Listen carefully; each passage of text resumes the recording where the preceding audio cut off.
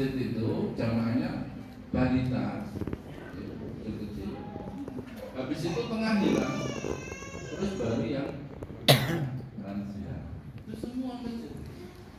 Tidak kecil-kecil, tidak kecil besar, sama saja. Sama saja.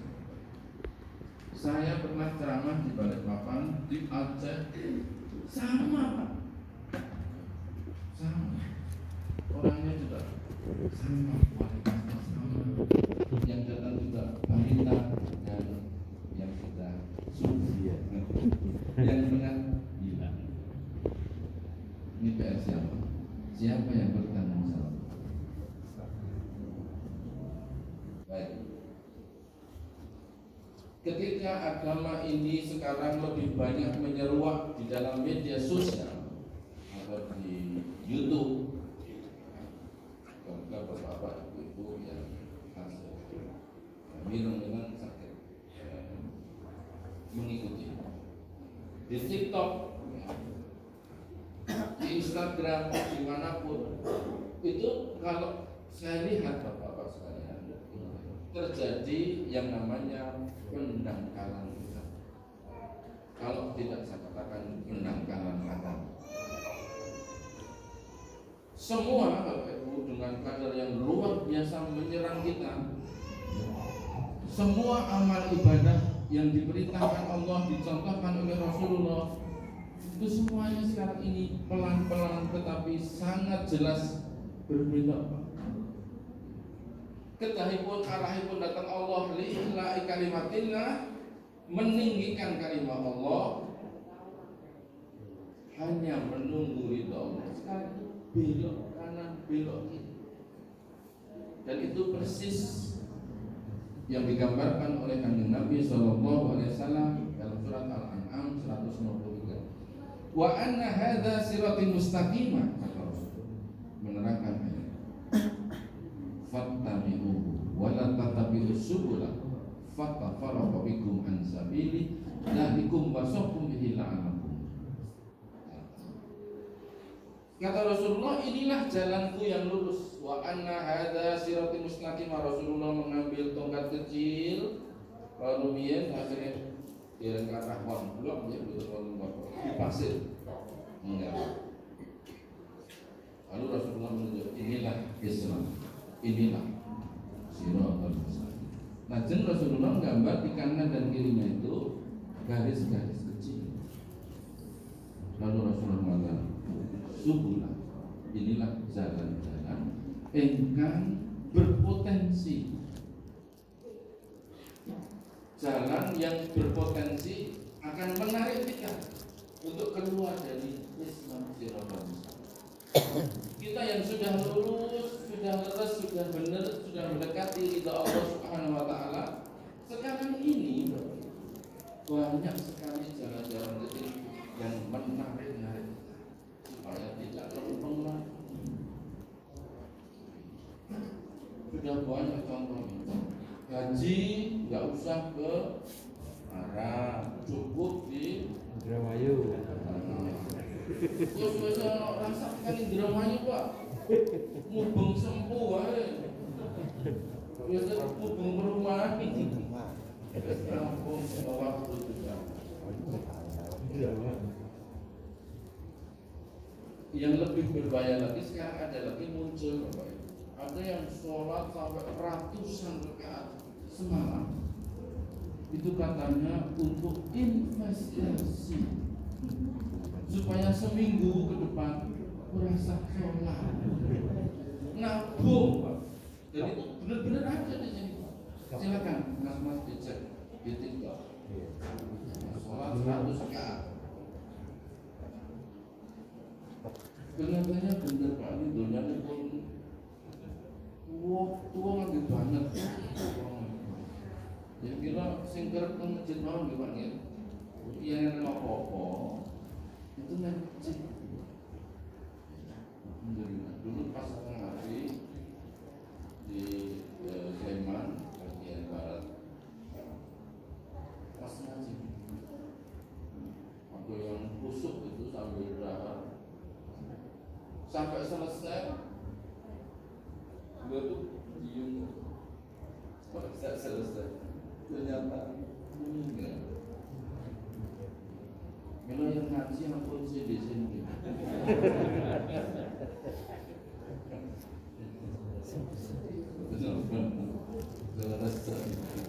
Ingin jatuh.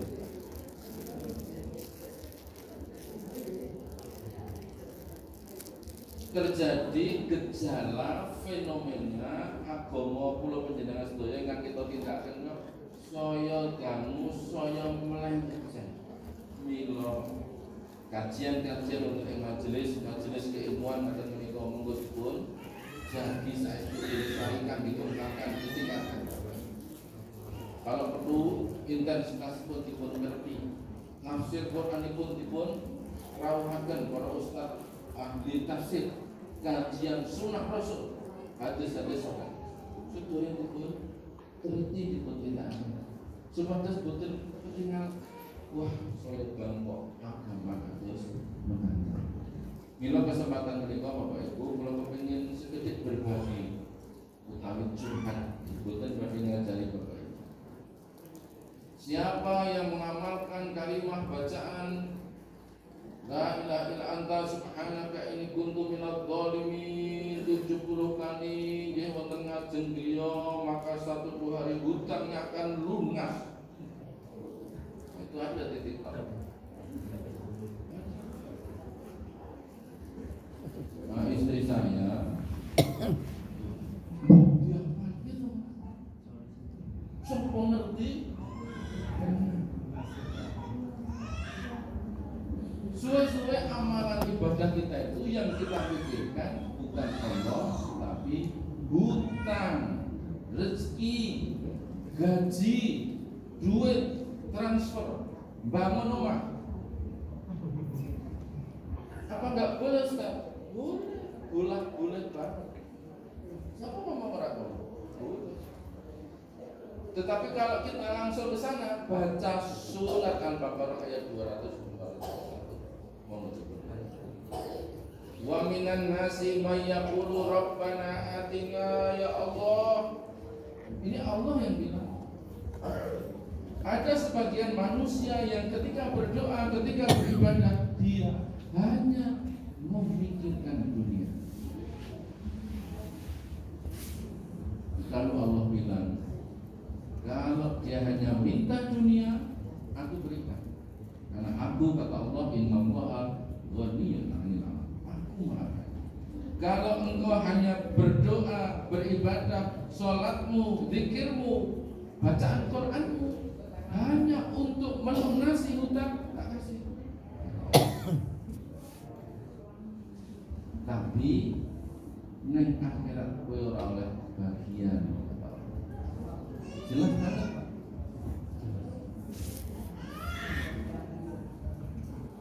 Nah, oleh karena itu membeloknya arah ibadah kita kepada Allah Subhanahu wa taala supaya tidak terlalu jauh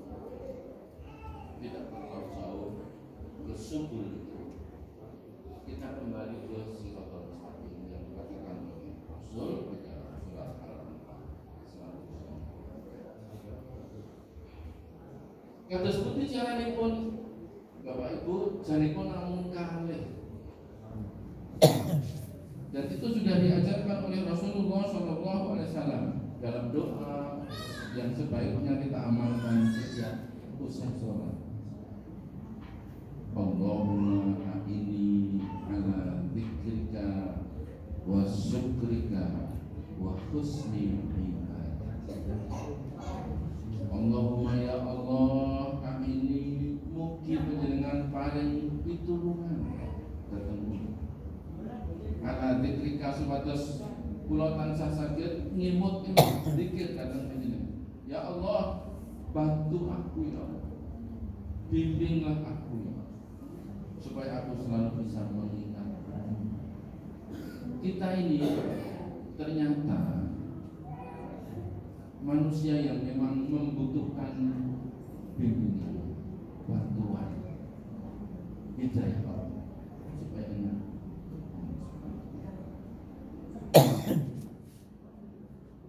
Wa syukrika mereka, dan juga aku mohon ya Allah, bimbing aku, bantu aku, beri tuntunan aku supaya selalu bisa bersyukur kepada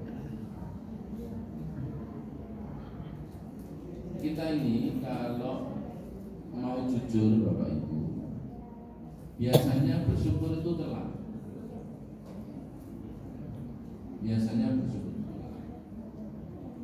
Yang kedua, kalau tidak telat, bersyukur itu biasanya kalau mendapatkan kesenangan. Kalau kosok balik nih keadaannya, kita lupa kepada Allah Subhanahu wa Ta'ala. Saya tes di kampus, waktu ada pengumuman karena kampus sudah berubah menjadi PTNBH, maka lemon dan tunjangan kinerja naik. Semua saya dengarkan alhamdulillah.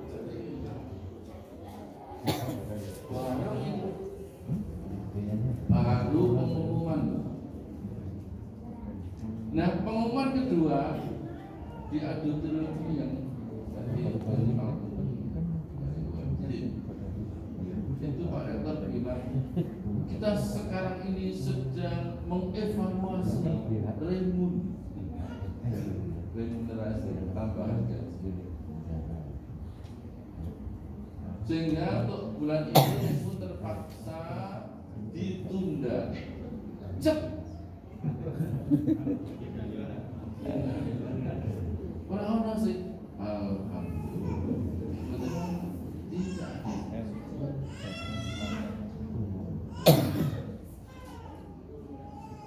kita juga bersyukur tuh kalau senang, kalau nggak senang tidak bersyukur.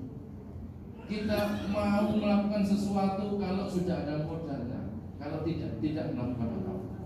Padahal Allah bilang, wasari'u ila maghfiratin min rabbikum wa jannah arduhas samawati wal ardu iddat lil muttaqin alladzina yunfikuna fis sarra'i wad dharra wal kadhimina al-ghaiz. Kamu berbuat baik itu kata Allah tuntunannya fis sarra'i wad dharra. Pas longgar ya alhamdulillah, pas boten longgar nggih entuk snack alhamdulillah, entekan snack ini alhamdulillah. Lo metu banget tenan so dibulan setelah ngaji kok snack kuwi.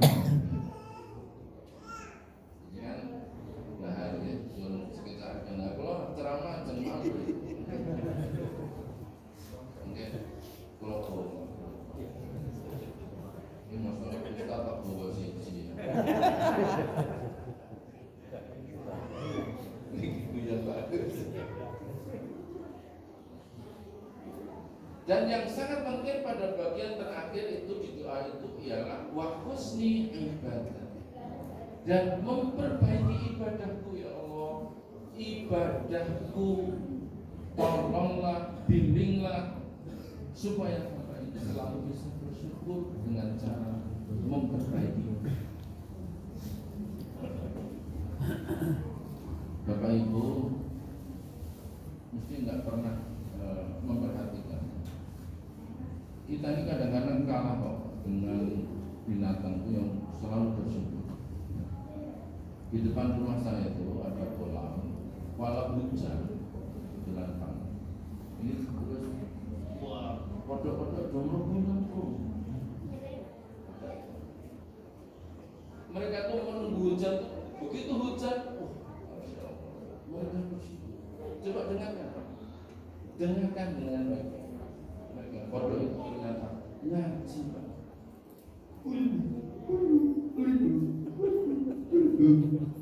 Itu tak dengarkan, ternyata itu ngaji surat Ikhlas. Cuma kulhunya saya muji. Nah kita ini alhamdulillah ini Quran dibaca ya Pak.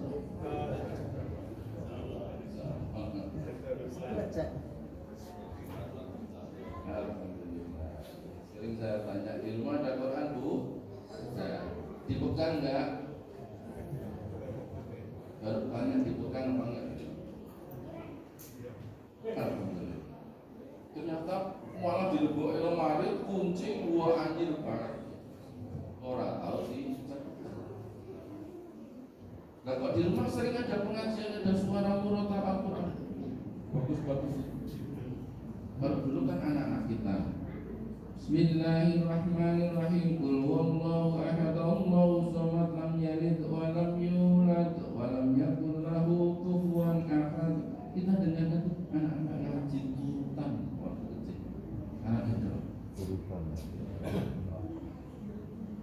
Sekarang coba kunjungan kira-kira rumah-rumah itu suaranya apa? Kenapa Bu? Suaranya apa? Nyara ikatan cinta, takdir cinta yang kupilih. Nanti sudah delak ya.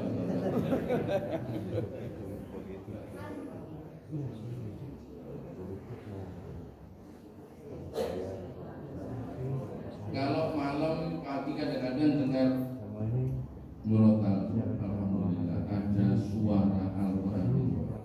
Setelah bingung ternyata bukan orang, neng handphone yang ngaji itu. Boleh nggak Ustaz? Ya boleh, orangnya juga mendengarkan. Neng binjangin silakan Pak. Ini yang buatan jamaah kekuayaan buatan ulama. Maklum itu nanti. Yang saya ngaji niku handphone tengah. Jangan meneng mawon. Sok jangan dengar lawan swarga nunggu. Orang diceluk-celuk ini. Pak Haji. Wes rumangsa mlebu swarga dene nang masjid ngaji. Orang tinggal di depan. Tiba-tiba ada handphone masuk surga. Loh, kira handphone kok tak Vivo? Apa? Nah iya yang ngaji itu yang ngaji handphone. Yang lebih suatu ya handphone. Lisan penjenengan ini loh Pak, yang ngaji. Makanya tulis besar-besar, jangan hanya di ruang makan Allahumma barik lana himma mangan baik dungan. Tulis sabda Rasul nawiru buyutakum bi qiraatil Quran. Itu. Pada ngono omahmu dengan bacaan Al-Quran dari lisanmu sendiri, bukan dari lampu Pak, dari lisan. Apa enggak boleh Pak? Ya boleh, jangan salah paham. Terus jenengan ngaji, handphone juga ngaji, ya sepi Pak. Terus kalau kuburan berjalan orang. Tapi lisan penjelasan mau sare monggo murotal. Ba'da subuh monggo. Dan semua. Jadi cara kita untuk menjadi muslim kafah, menjadi muslim yang benar seperti yang diminta oleh Allah kepada Nabi Ibrahim alaihissalam. Yang pertama, wa husnul ibadah, memperbaiki ibadah. Manifestasi ibadah kita itu yang paling kita ingkang paling ketinggal sakit dados ciri bilih kula panjenengan sedaya muslim itu yang paling kita salat, poso ora pati kita, ngaji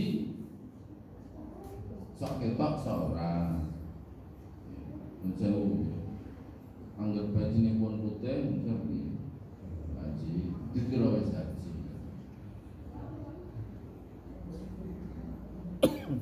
Apalagi kalau haji itu menjadi semacam gelar akademik, kalau tidak disebut cukup biaya sih mesu tenang. Ini mumpung tidak ada di cerita situ di kampus sebelum COVID itu ada undangan kepada seorang profesor sudah haji. pas nulis undangan itu tuh hajinya lali. Jadi profesor, doktor, langsung asmane, langsung nama. Itu enggak datang Pak, bikin ragu. Kalau ditanya teman-teman, kok bikin ragu Pak? Saya enggak diundang Pak. Diundang, wonten undangan itu. Enggak, saya enggak diundang. Wonten Pak, wonten meja. Itu bukan saya. Ini kan jenengnya bukan saya. Enggak terucap, tapi akhirnya semua orang tahu. Kurang hak. Alhamdulillah ya Allah. Haji itu persis dengan profesor Pak. Haji itu kan artinya berkunjung, bertamu. Kalau sudah gondol balik sembuh lagi, sudah bukan haji. Ibadahnya di sana. Pulang itu bukan haji. Lucu kalau di rumah masih disebut haji. Berkunjung kemana? Ke Blok A. Bukan haji. Sama dengan profesor. Kalau masih ngajar, masih fungsional, saya profesor. Kok yang purna sama juga. Apa nih?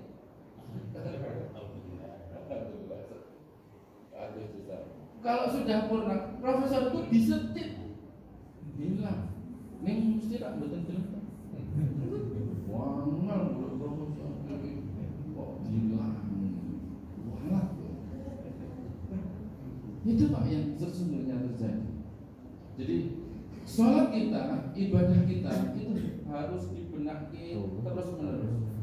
Cuma di dalam sholat itu Bapak Ibu memang tidak ada kreativitas. Mila kalau selalu protes, tidak boleh ada lomba sholat kreatif.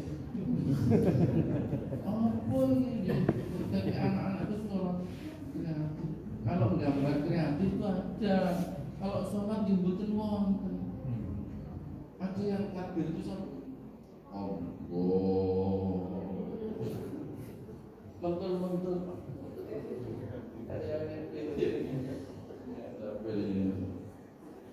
Saya pernah ngaji di Zoom.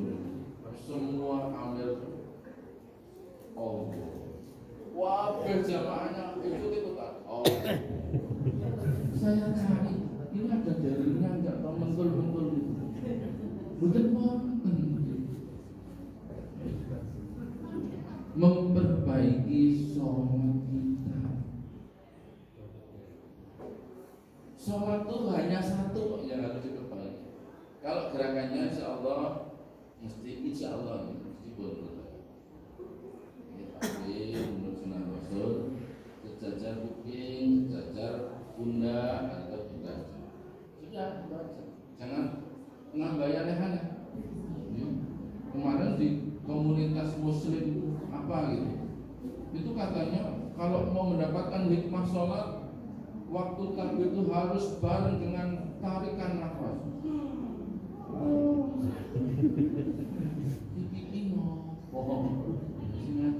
Rasul lagi mengatakan sallu kama ra'aitumuni usolli. Sholaton niru aku, kata Rasul. Sudah kita belajar sunnah dari Rasul sallallahu alaihi wasallam. Yang kita tuju hanya satu di dalam memperbaiki itu, yaitu khusyuk. Al-Mu'minun ayat 1 ayat. Qad aflahal mu'minun. Sungguh beruntung orang-orang yang mukmin.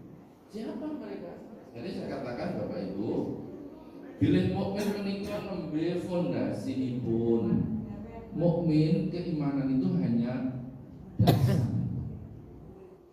Belum apa-apa. Orang yang akan mendapatkan kemenangan yang pertama adalah orang yang punya fondasi muslim, fondasi mukmin, kata Allah. Lalu berikutnya amaliyahnya. Siapa mereka? Alladzina hum fi sholatihim. Ingin menika tiang-tiang ingkang sholatipun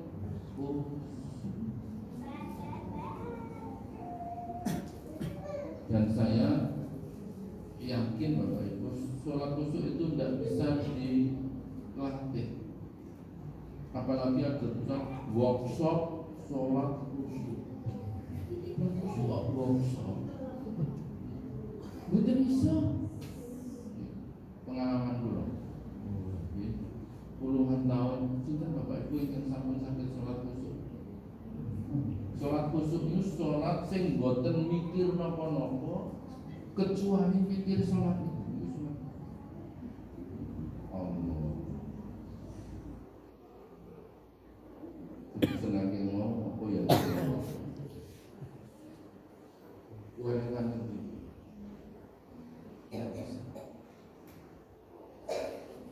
Saya juga belum bisa sholat khusyuk. Ibu-ibu mungkin sudah bisa. Bapak di rumah saya itu, ini contoh Pak.